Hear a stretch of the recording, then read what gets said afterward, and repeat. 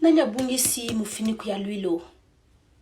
Bozala kabwe net nazaba mpuku na bandaku o baliara biloko. Pour mtaziwa ngake nango. Eh bien ezu makolo.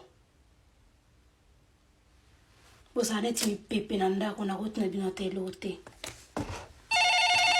Eza Fabrice. Allô Fabrice. Ça va yaya? Zano na vango. Ça va yaya? Boni bino sokona, boni bébé, boni yo. Oza bien. Ok. Oyo swalanga likambo. Ok kasaya na oyo kayo. Oza yo sepelate. Mwana salaki. Nasali nini Fabrice? Fabrice. Moi si apembe mutao kabla biso. Mwana nga. Elo nini nga na yebisa ki na dej. Ata yo sepelaki te. Na déjà le coûté. Yomoko. Fabrice, yomoko yoka kiango. Je dois pas parler comme ça à ta femme.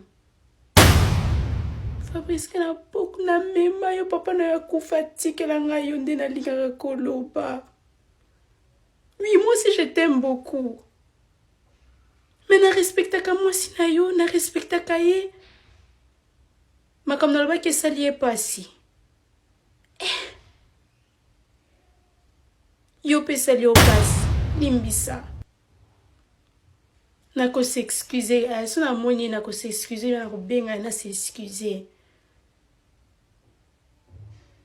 Si je manque du respect à ta femme, je manque du respect à toi. Fabrice ba mo minene boye mwana nga. Ça va kasi na yoki yo, na yoki. Ko silika o siliki makasi Fabrice. Na yoki na osinga, episode na moni na osinga pardon.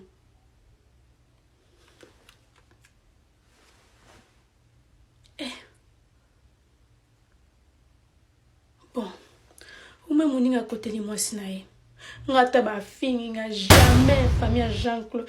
Jean-Claude a combien en famille nae pour ba s'excuser envers nga. Biso to kolisa ba na biso boy.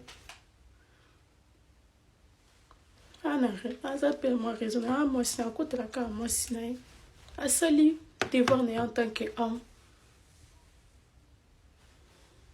Nga nanya côté la nga.